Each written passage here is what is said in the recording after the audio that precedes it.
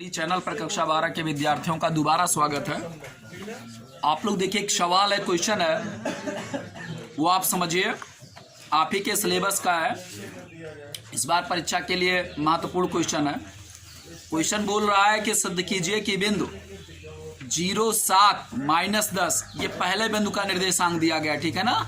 ये त्रिविमीय ज्यामिति का है जो कि पूछा गया है, यहाँ पर बच्चों ने पूछा है। 1, 6, -6 और लिखा है 4, 9, -6 एक समद्विबाहु त्रिभुज के शीर्ष हैं। तो समद्विबाहु त्रिभुज किसे कहते हैं? ऐसा त्रिभुज जिसकी दो भुजाएं आपस में क्या हो जी, बराबर, उसे क्या बोलते हैं जी? समद्विबाहु कहा जाता है, ठीक है ना। तो सबसे पहले आप दिए गए निर्देशांक निकालेंगे, लिखेंगे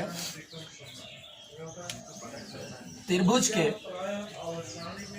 शीर्षों के निर्देशांक, त्रिभुज के शीर्षों के निर्देशांक। तो जब ये निर्देशांक आप जो दिया गया है इसको आप लिखिए।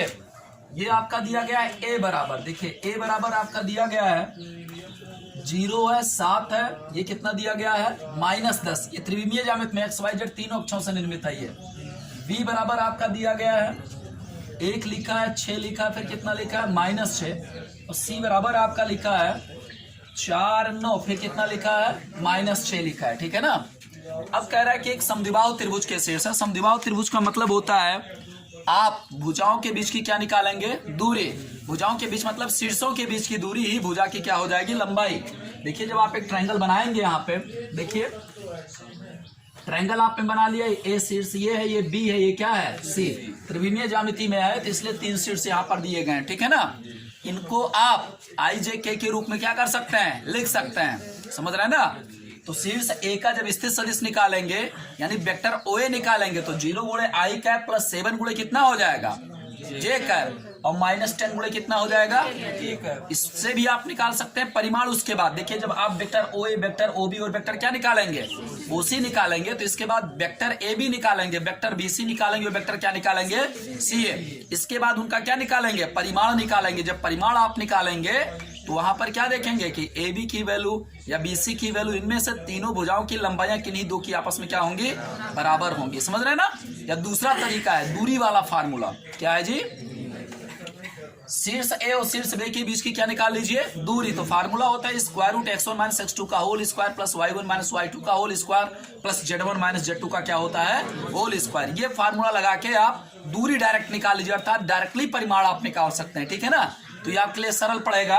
तो आप लिखेंगे, इसलिए शीर्षों आप ऐसे डायरेक्टली निकालिएगा, शीर्षों A व B के बीच की दूरी फार्मूला।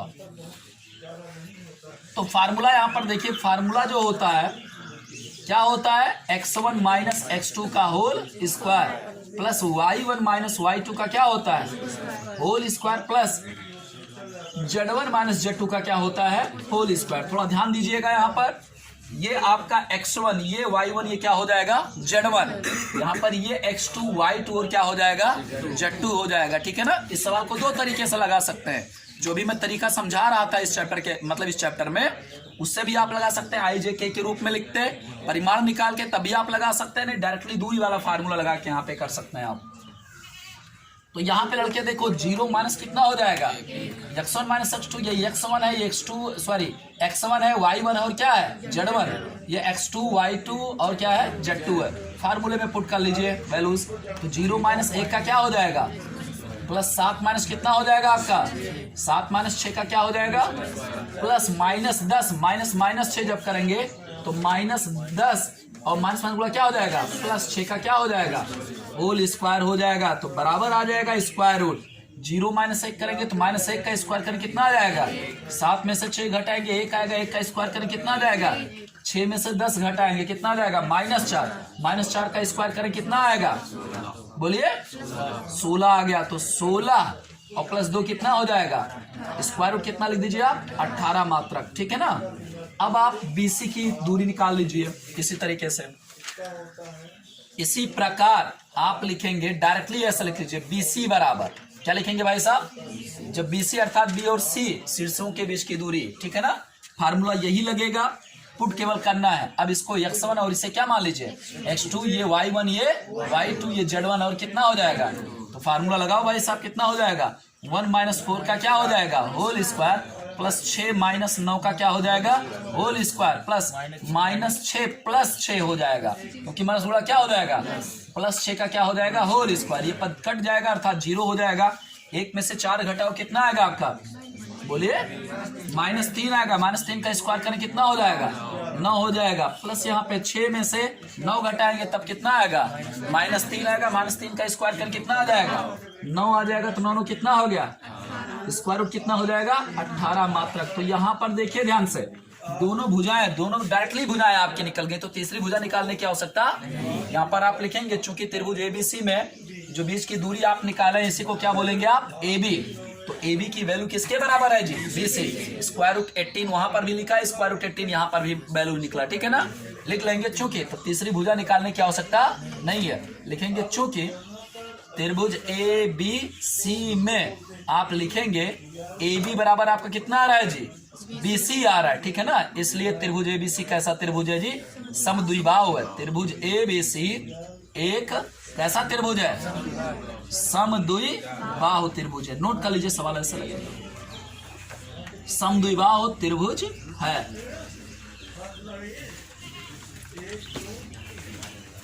तो प्रूव्ड आपने कर लिया। देखिए यहाँ पर अगला क्वेश्चन आपका है 3 सदिशों। देखिए फार्मूला भी मैंने नहीं लिखवाया है फार्मूला, फिर भी आप लोग देखिए लिखा है 3 सदिशों वेक्टर A वेक्टर B व वेक्टर क्या लिखा है C से होकर जाने वाले सदिश का समीकरण, सॉरी समतल है भाई,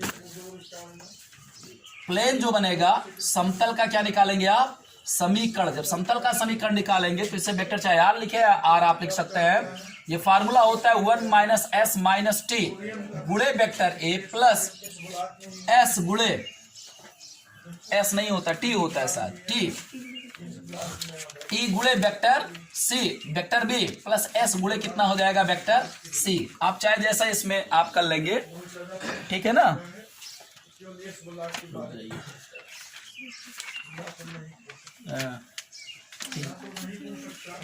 तो यहां पर देखिए जो आपके 3 सदिश दिए गए हैं, लड़के देखो यहां पर जो 3 सदिश आपके दिए गए हैं, पहला क्या दिया गया मूल बिंदु। चूंकि वेक्टर ए बराबर क्या दिया गया आपका मूल बिंदु, तो मूल बिंदु को आप वेक्टर में जब चेंज करेंगे तो 0 गुणे कितना हो जाएगा आपका आई कैप प्लस 0 गुणे कितना हो जाएगा जे कैप प्लस 0 गुणे कितना हो जाएगा।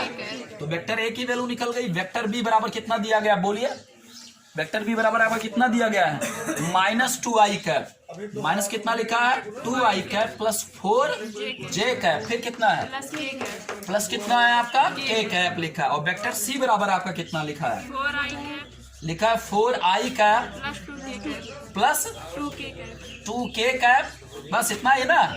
इसलिए वेक्टर ए वेक्टर बी व वेक्टर सी से होकर जाने वाले समतल का समीकरण। ये देखिए जो आपने ST लिखा है, क्या लिखा है जी ST जो आपने लिखा है वो अदिश राशियां, कैसी राशियां जी अदिश राशियां। तो होकर जाने वाले समतल का समीकरण वेक्टर R बराबर, तो सरल लिखा नहीं वेक्टर R ही लिखिए आप। तो वेक्टर R जब आप लिखेंगे तो यहाँ हाँ वेक्टर R ही लिखा जाता है, ठीक।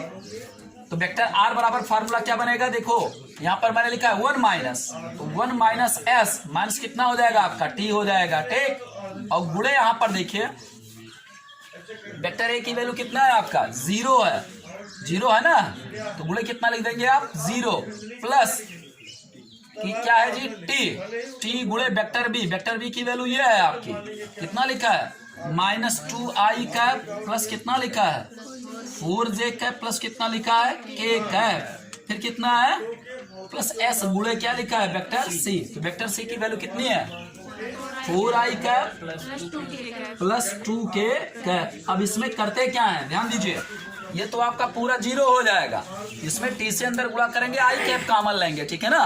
यहाँ पर टी से अंदर क्या करेंगे, गुणा, यहाँ पर एस से अंदर गुणा करेंगे और आई कैप, जे कैप और के कैप क्या ले लेंगे, कॉमन लेंगे। जब वेक्टर आर बराबर आपका जो आपका आएगा, यहाँ पर देखिए माइनस हो जाएगा 2t, क्या हो जाएगा भाई साहब, -2 गुणे टी, आई कैप कॉमन ले लीजिए, 4 गुणे कितना लिखेंगे, s, प्लस 4 गुणे कितना हो जाएगा भैया s, और गुणे कितना हो जाएगा आपका आई कैप। अब देखिए जे वाला कैप, देखिए टी से अंदर जब आप मल्टीप्लाई करेंगे तो यहाँ पर प्लस का चिन्ह लगाइए, टी से अंदर जब गुणा करेंगे तो 4 गुणे कितना हो जाएगा टी, जे कैप यहाँ पर नहीं है, देख रहे हैं ना, जे कैप नहीं है ना, तो बस यहाँ पर गुणे कितना आप लिख देंगे, जे कैप, प्लस देखिए के कैप में टी से गुणा कीजिए, के कैप कॉमन लेना है तो टी, फिर एस से जब अंदर गुणा करेंगे कितना हो जाएगा, 2 गुणे कितना हो जाएगा एस, तो कितना हो जाएगा जी, के कैप। यही क्या हो जाएगा जी, आंसर हो जाएगा, समतल का क्या हो जाएगा समय की। सिद्ध कीजिए कि 5 गुणे वेक्टर ए प्लस 6 गुणे वेक्टर बी प्लस 7 गुणे वेक्टर सी, कामा लगा है, 7 गुणे वेक्टर ए माइनस 8 गुणे वेक्टर बी प्लस 9 गुणे वेक्टर सी, कामा लगा है, यानी ये दूसरा वेक्टर है। और तीसरा वेक्टर दिया गया 3 गुणे वेक्टर ए प्लस 20 गुणे वेक्टर बी प्लस 5 गुणे वेक्टर सी, एक समतलीय है। क्या है, एक समतलीय। समतलीय का मतलब होता है, देखिए यहाँ पे समझिए 19 नंबर, यहाँ पे देखिए माना यहाँ पर लिखेंगे x हुआ y, ऐसी राशियां हैं, ऐसी राशियां हैं, ठीक, यक्स और वाई सपोज कीजिएगा, क्योंकि आई जे के रूप में यहाँ पे लैम्डा और म्यू रखा जाता है, समझ रहे हैं ना, अदिश राशियों में क्या रखा जाता है, लैम्डा और म्यू, तो लैम्डा और म्यू ना रख के क्या लिख लीजिए आप, एक्स वाई, ठीक है ना। कि पहले यहाँ पर लिखेंगे पहला सदिश जो आपका इसमें दिया रहेगा वो यक्स गुणे दूसरा सदिश, यक्स गुणे क्या हो जाएगा, दूसरा सदिश, और प्लस वाई गुणे कितना हो जाएगा, तीसरा सदिश, यानी 2, यहाँ पे जो पहला सदिश का मान होगा वो दूसरे सदिश में x से गुणा करने और तीसरे सदिश में y से गुणा करने के योग के क्या हो जाएगा जी, बराबर हो जाएगा, तीसरा सदिश। तो यहाँ पर देखिए x और y की वैल्यूज फाइंड आउट करेंगे, ठीक है ना, किसका मान निकालेंगे, x और y की वैल्यूज। तो यहाँ पे 3 समीकरण तैयार होंगे, 3 समीकरण से 2 से x और y की वैल्यू निकालिए और तीसरे में जब पुट करेंगे तो उसे पूर्णतः क्या करना चाहिए, संतुष्ट करना चाहिए। अगर संतुष्ट कर दिया तो आप कहेंगे क्या है जी, समतलीय, अगर नहीं संतुष्ट कर रहा है समतलीय नहीं है। इसलिए आपका देखिए पहला सदिश, जो पहला सदिश आपका दिया गया है वो लिखा है 5 गुणे वेक्टर कितना लिखा है ए, प्लस 6 गुणे वेक्टर कितना लिखा है बी, प्लस 7 गुणे कितना लिखा है वेक्टर सी, बराबर एक्स गुणे दूसरा सदिश, यहाँ पर देखिए कितना दिया गया आपका 7 गुणे वेक्टर ए प्लस माइनस 8 गुणे कितना है वेक्टर बी, फिर प्लस 9 गुणे कितना लिखा है वेक्टर सी लिखा है, प्लस वाई गुणे, यहाँ पर देखिए वाई गुणे, वाई जब गुणे करेंगे कितना लिखा है 3 गुणे वेक्टर ए प्लस 20 गुणे कितना है वेक्टर बी, और प्लस 5 गुणे कितना लिखा है वेक्टर सी लिखा है। ओके, तो यहाँ से आप वैल्यूज निकालिए। देखिए ये अंदर पहले गुणा कर लीजिए, जब अंदर गुणा करेंगे तो कितना हो जाएगा जी, वेक्टर ए दोनों जगह से कॉमन लीजिए, तो यहाँ पर कितना हो जाएगा 7x और प्लस कितना हो जाएगा आपका 3y गुणे कितना हो जाएगा x हो जाएगा, वेक्टर ए लिखा जाएगा, ठीक है ना। सेम कंडीशन देखिए वेक्टर बी यहाँ पर है, x से अंदर गुणा कीजिए, y से अंदर गुणा कीजिए, वेक्टर बी कॉमन लीजिए, तो प्लस का चिन्ह लगाइए, यहाँ पर कितना हो जाएगा -8 गुणे कितना है x, और यहाँ पर कितना है प्लस 20 गुणे कितना हो जाएगा y, गुणे वेक्टर कितना हो जाएगा आपका b, प्लस सेम कंडीशन यहाँ पर जब आप गुणा करेंगे तो 9 गुणे कितना हो जाएगा x, 5 से इसमें गुणा कर लीजिए तो 5 गुणे कितना हो जाएगा y, और गुणे कितना हो जाएगा वेक्टर c। दोनों पक्षों में आप गुणांकों की तुलना कर लेंगे, 5 गुणे वेक्टर ए प्लस 6 गुणे वेक्टर बी प्लस 7 गुणे कितना लिखा है वेक्टर सी, देखेंगे दोनों पक्षों में